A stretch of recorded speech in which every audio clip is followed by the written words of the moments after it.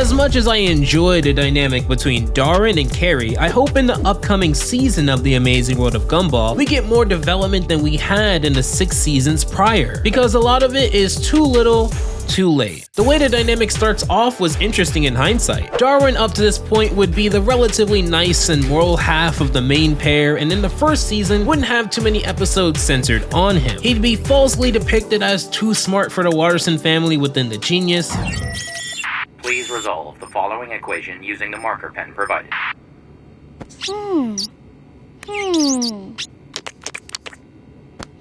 And that's really about it. Many episodes he's usually following alongside Gumball, which isn't bad as I enjoy a lot of the first season, but he hasn't truly become the Darwin we know yet. The only 2 episodes of note for this video are The Pressure and The Party, 2 episodes that showcase Darwin's interaction with the girls from his school. The former has rich cloud girl Masami essentially force Darwin into a relationship out of manipulation. Darwin, not wanting to come across as a jerk or mean to Masami, goes along with it, but doesn't have any true romantic feelings for her. You can stop crying now, please. Please, I'll do anything you want. I'll go to the treehouse. I'll kiss you. Okay, see you there, sweet lips. What did you make me do? I have to kiss a girl. I'm going to get married. I don't want to get married. The Party is a bit different. Within that episode, Tobias's older sister Rachel would state that if any of his peers want to show up to her party, they have to bring a date, to which Darwin would have no conception of what dating is. What's a date? Date, D-A-T-E, social activity undertaken by 2 people to assess their suitability for a relationship. It is also a fruit that makes you poop. In fact, after Gumball passes the idea of taking Penny to the party, it's actually Darwin who suggests that Gumball take Carrie to the party. Now, while Darwin has some moments of being jealous within the show, as we'd later see, you would come to learn that he isn't jealous when it comes to Carrie. And this may suggest that at this time, he probably didn't see her in that way if he didn't know what a date is. Ironically, Rachel wouldn't enforce the rule of having a date to the party with Darwin, as he doesn't show up to the party with anyone. In helping cleaning up, however, he'd leave the party with something he never conceived of having. How come you don't have a girlfriend? What do I need a girlfriend for? This. Mwah. Everything is so clear now. So if that's Darwin, who is Carrie? Carrie would have a defining episode before the events of the first major episode in this arc, The Ghost. An episode where after Gumball gives Carrie a taste of what it's like to eat food again, she starts taking advantage of this while possessing his body. Darwin would play the concerned best friend who was a little too late in saving him from Carrie's wrath. Anyway, listen, Carrie. I was thinking. Spare me gun! Spare me gun! Oh, hi, Carrie. Spare me gun! Spare me. Oh. Ow. It is safe to say that his feelings weren't materialized here. Carrie would speak about having a boyfriend within The Pressure. Don't tell me you don't have boyfriends. You do, Molly, right? Sure I do. You don't know him, though. He's way older and he's in high school. Oh, mine is so old that he doesn't have teeth. However, she, like everyone else in the treehouse, was not telling the truth about the relationships they were in, with the exception of Penny, who didn't claim to have a boyfriend at the time. So how did Darwin and Carrie begin properly? While Darwin and Carrie shared some episodes prior, most people agree that the true interaction starts at Halloween, the rare episode of The Amazing World of Gumball that doesn't begin with the word the. The episode itself isn't censored on Darwin and Carrie. In fact, it's everyone hanging out platonically for the most part, and Darwin doesn't even really want to be in this episode. How about we party right here? Just the 4 of us? Woohoo! Party, party, party, party. Okay, party's over. Let's go home. Darwin! Had it not been for Gumball insisting on going to a creepy haunted house party, who knows if these two would have gotten together. Although only planning to be ghostly for a night, after Gumball acts out and reveals that he's mortal, things would take a turn for the worse. Darwin's mood would shift when Gumball calls out his cowardice, and it'd be Darwin, the one who didn't want to be there in the first place, chugging the ghostly potion first, and that leads to— Look what you've done! You've completely turned into ghosts! Which means I can finally do this!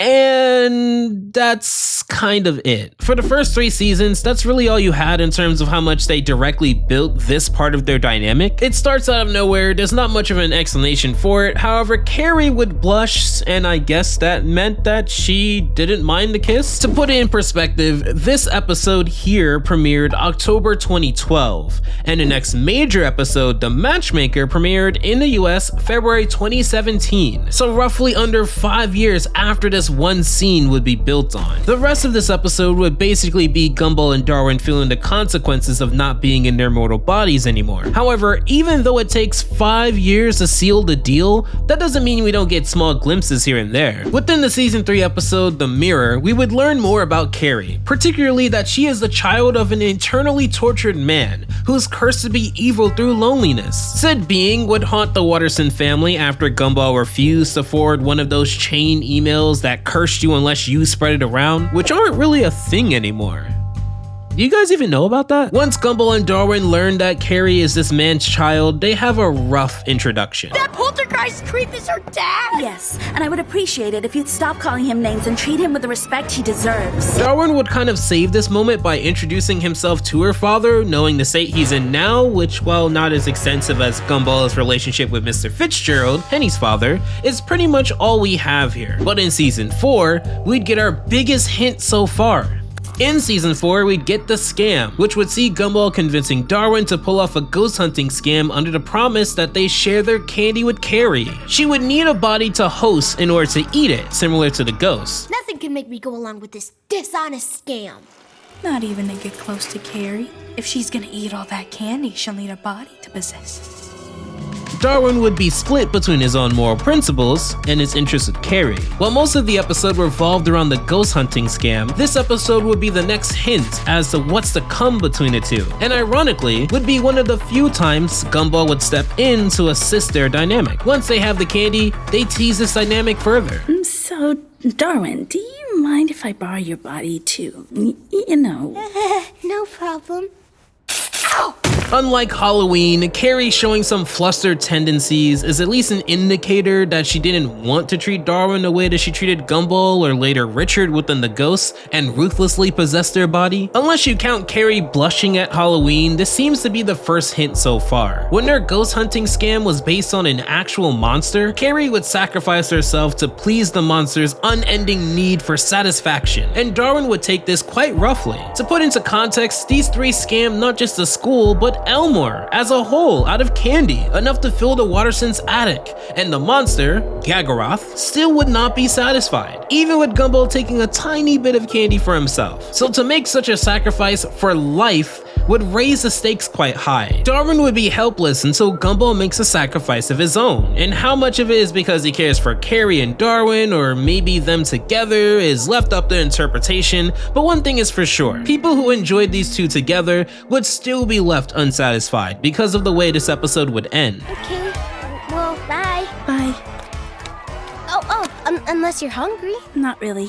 What was left of that candy looked pretty well digested. Oh, right. Never mind. Or we could just get an ice cream.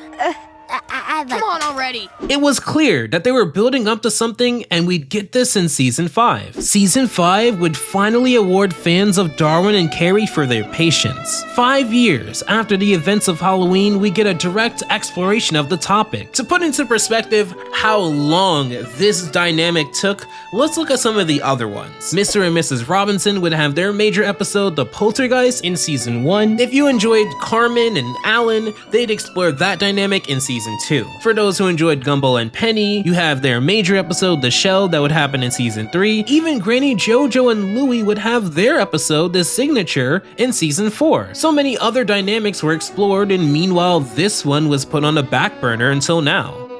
This is The Matchmaker, an episode that deals with the misunderstanding.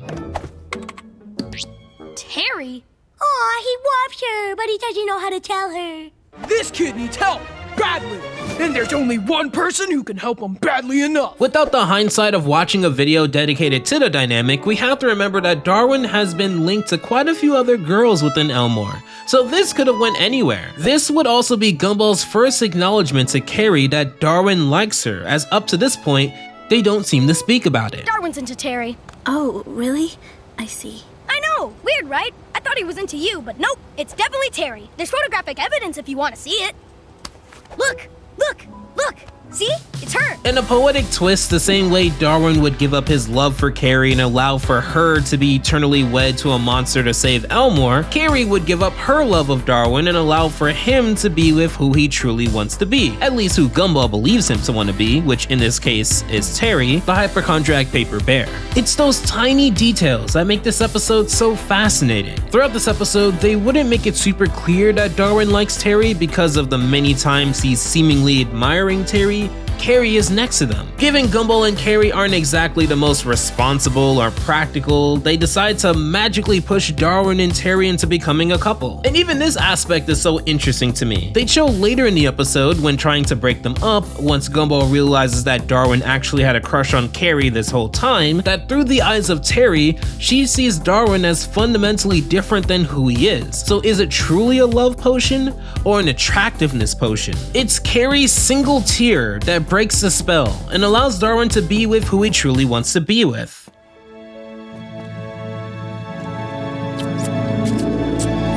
I can still see, but I don't mind. A wonderful episode that I talked about before that finally advances what we've already anticipated for the last few seasons. However, it is the next and final episode that leaves us with more questions than answers. So remember when Carrie lied about having a boyfriend who didn't have teeth? While that boyfriend didn't exist, she did have another boyfriend before Darwin, and we'd explore more of that within the season 6 episode, The Drama. An episode where Gumball snoops on Darwin's new relationship and believes him to be too naive about Carrie's former boyfriend. Oh, hey, Carrie. Azrael! So good to bump into you after all these years. I know, right? What have you been up to? Oh, the usual. Keeping it deceased and rocking out like a beast. However, while this episode primarily focuses on that, there's a lot of important details that have nothing to do with that shows us the other aspects of their relationship.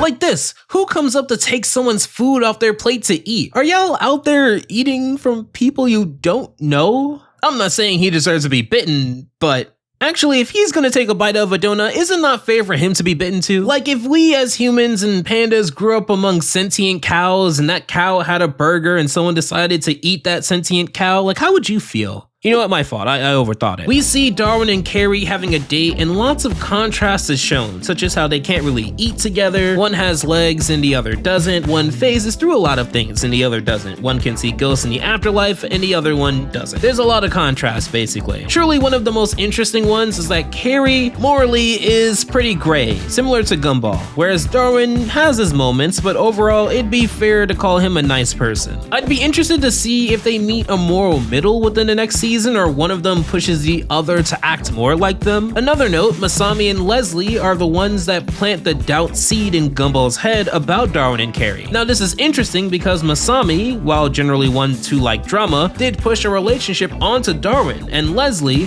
while typically nice, has a lot of moments like this where he can be petty. Not to mention that one of Leslie's earliest major episodes involved jealousy. Gumball would try to intervene not because he wants to see them fail, but to protect Darwin, as this is his first real relationship. Grow up, Darwin. It's the 21st century. Everyone's spying on everyone. There's probably someone watching us right now. Huh? What?